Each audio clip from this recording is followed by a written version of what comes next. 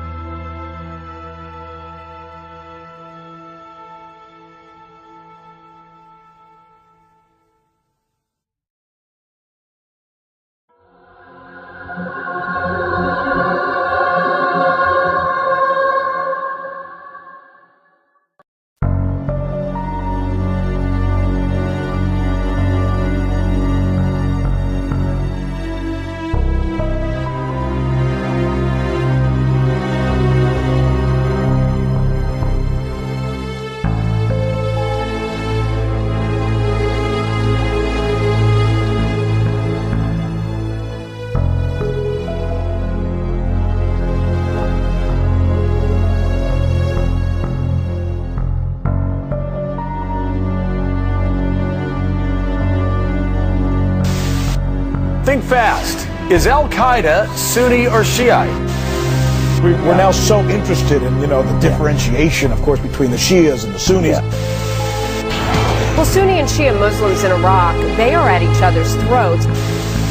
But in recent weeks, there's been a series of clashes between Sunni militias and Shiite-led government forces.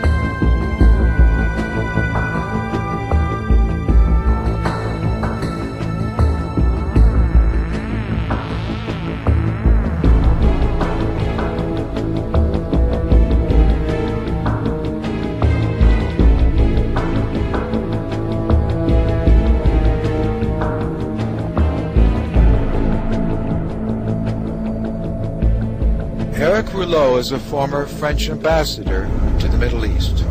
Khomeini frightened everyone in the West. French interests were severely hit at the time. And it goes without saying that all action against Iran would be welcome in Washington. There's no doubt that Saddam Hussein was assured of having the support of the West, which he immediately obtained. In fact, it's alleged that Saddam received a go-ahead for that attack from the United States.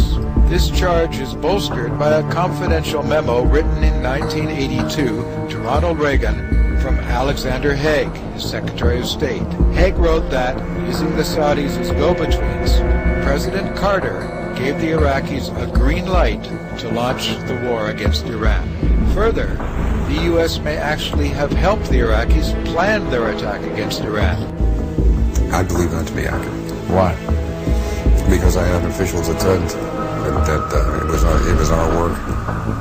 The battle plan? We had access to it, at least.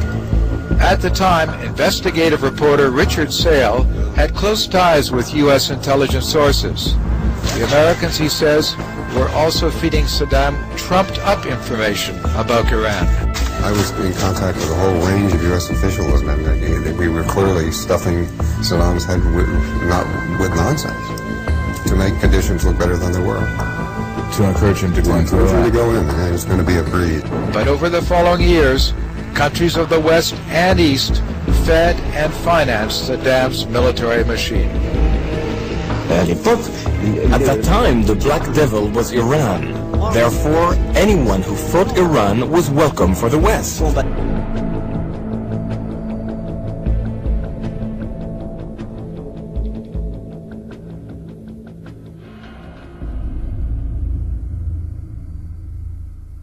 In 1983, for instance, Donald Rumsfeld, now Secretary of Defense, then a private business executive, is given a mission by President Ronald Reagan. I'm pleased to announce today the appointment of Donald Rumsfeld as my special representative for the Middle East. One of his assignments, to bolster U.S. ties with Saddam. 20 years later, An interviewer shows a tape of that embarrassing handclasp to Donald Rumsfeld. Where did you get this video? From the Iraqi television, I see. Isn't that interesting? There I am. Rumsfeld maintains that after that handshake, he gave a clear warning to Iraq's foreign minister.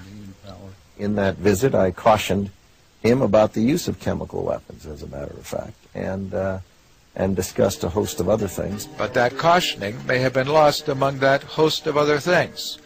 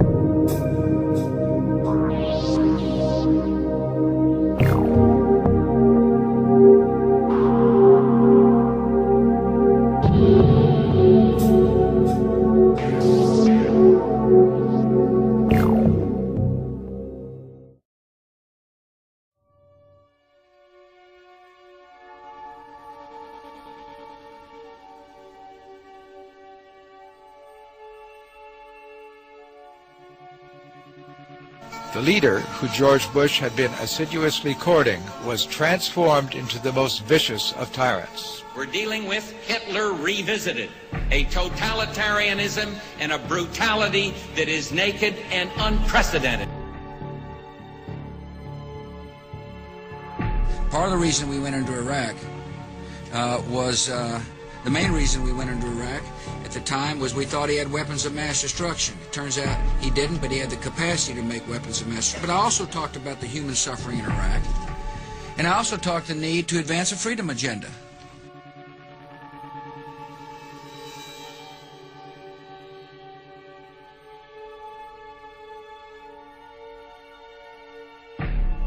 December 13th, 2003. Ladies and gentlemen, we got him.